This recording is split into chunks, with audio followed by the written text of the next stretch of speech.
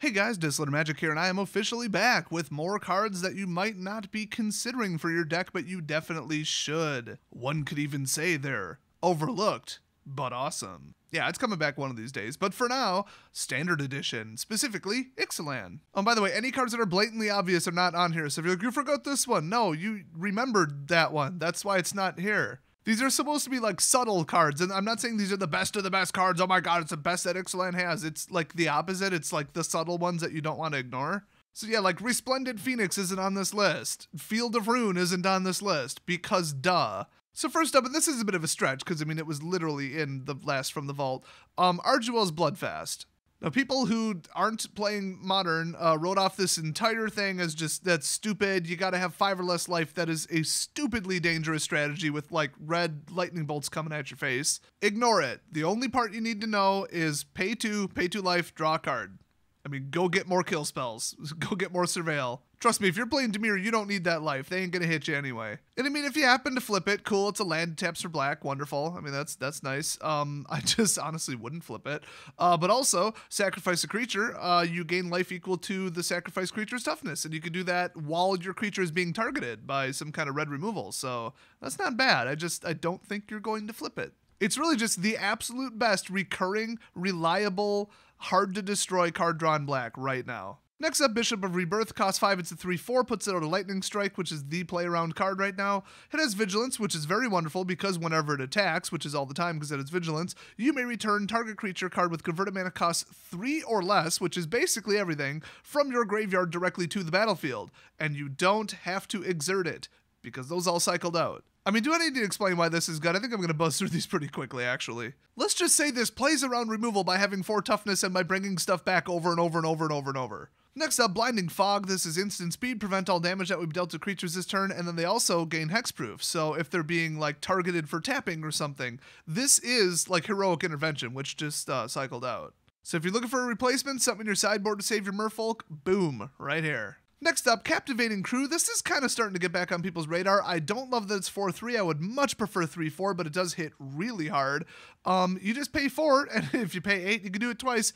It's just active treason. You steal the creature until end of turn. You do this against dinos, they're dead. You steal a Gulta, they're dead. You steal a Resplendent Angel, they're probably dead. You steal a Doom Whisperer, they're dead. I mean, yeah, cross your fingers and hope they don't blow this up, but it's really, really a good way to beat people who are running a better deck than you. So a lot of these, by the way, are sideboard cards, and I would say this probably is. Next up, Deadeye Tracker. It costs 1, it's a 1/1, and if you pay 2, you tap them, exile 2 cards from an opponent's graveyard, and then it explores. I mean, if they shock or lightning strike this, wonderful. You just lost a 1/1 for 1. Good for them. Other than that, this completely shuts down Izzet, and I think people know that this shuts down Izzet because it gets rid of Jumpstart, so they are going to waste a shock on it, and I do mean waste. So, wonderful sideboard card, fits into anything playing black, which is a lot right now, and it just shuts down Jumpstart completely. Next up, Entrancing Melody.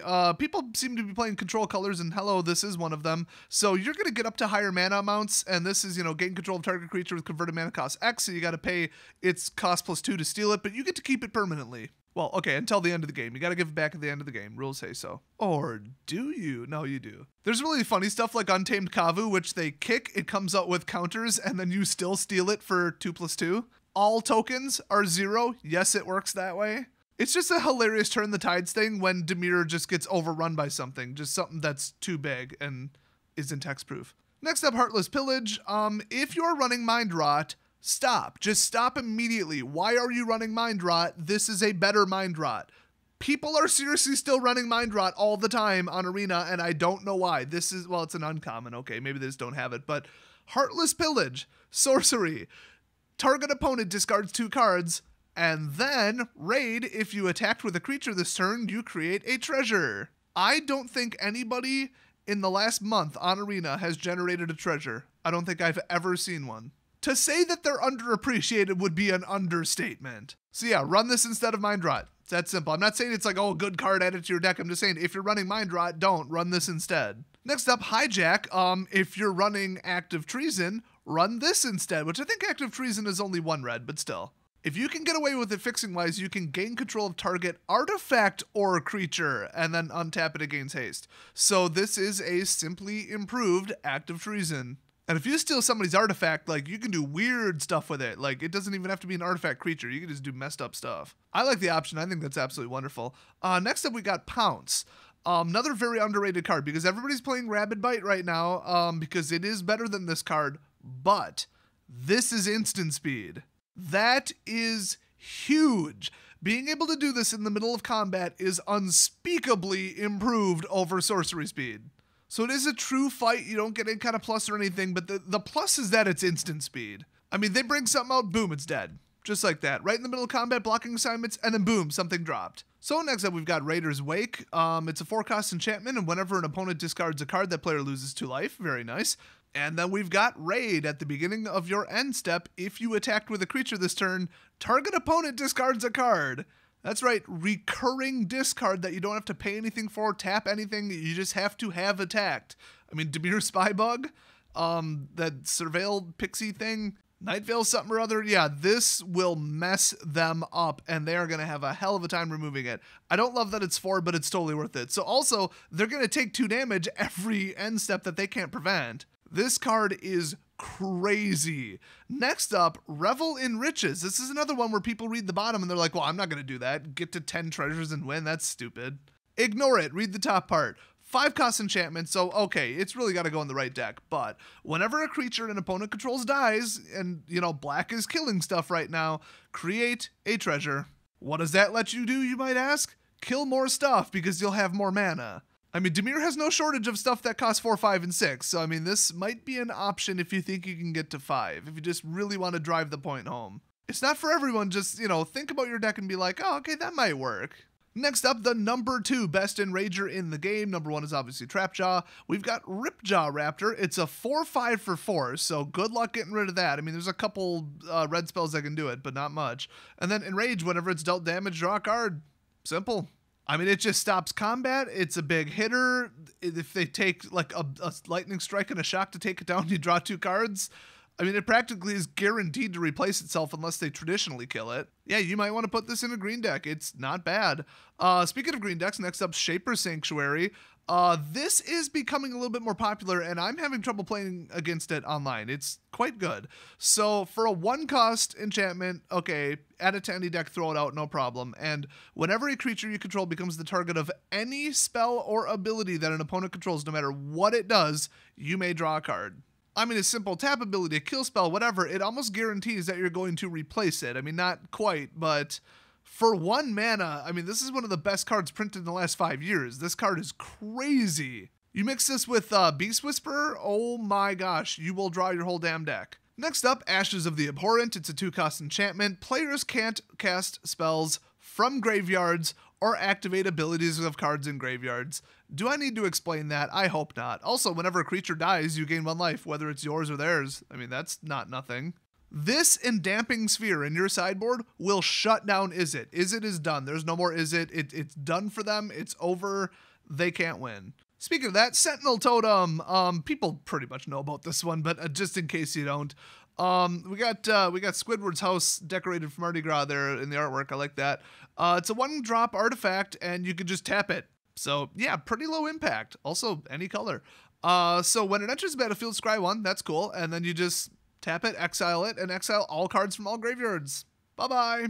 Jumpstart these nuts. I got a totem. Next up, Fiery Cannonade. People are playing this online with pretty good results in certain decks, especially black-red Resurrectors with the Phoenix. So it costs 3, it's instant speed, which is very, very, very nice, and it deals 2 damage to each non-pirate creature, which in all likelihood is also your creatures. But if they'll all survive it, or if you're going to bring them back, or just, who cares, put it in your sideboard and kill vampires with it or something. It's basically the best sweeper that Red has right now. I mean, you could maybe arguably say there's others, but like Jaya's Inferno, not really. So, you know, don't read it and think, oh, well, I gotta play it in a Pirates deck. No, it's a 2-damage sweeper. I mean, play the damn card. Next up, the number 1 most overlooked card in the entire set of Ixalan, Swordpoint Diplomacy. Put this in your Dimir deck. What the hell are you waiting for? 3-cost sorcery. What do you get for that 3? 3 cards. That's literally better than any blue draw spell, I was going to say ever printed. That's not quite true, but printed recently. So what it actually says is reveal the top 3 cards of your library. For each of those cards, put that card into your hand unless an opponent pays 3 life, then exile the rest. So you're like, here, have 3. You want to pay 9 life to prevent me from drawing any of these? Or you want to pay 3 life to prevent 1? Or, you know, whatever. 9 damage is a lot and 3 cards is a lot, and you split it anyway, it's still a lot. This does a lot. You just go pull more kill spells? I mean, it's like, what do you need more? 3 damage to their face or kill spells? Well, in Dimir, damage to their face. You're going to surveil and draw your way into it. This is just going to make things worse. I mean, are they really going to, if you pop up 3 kill spells, going to give you all 3? No. And are they going to take 9 damage? Hopefully. I mean, what's their other option? I only see 2 on the card. Yeah, counterspell it. Ha ha ha, whatever. That card is amazing. Put it in your Dimir deck. Next up, total sideboard card here, Sorcerous Spyglass. It's so good it had to be banned from Brawl, and I believe it still is. You pay 2, drop it in, you get to look at your opponent's hand, and then you can choose any card name, not just a card name of a card that's in their hand. And then activated abilities of sources with the chosen name can't be activated unless they're mana abilities. So bye-bye to Fairy. It's really that simple, that's all there is to it. It shuts down any Planeswalker and a couple other cards too.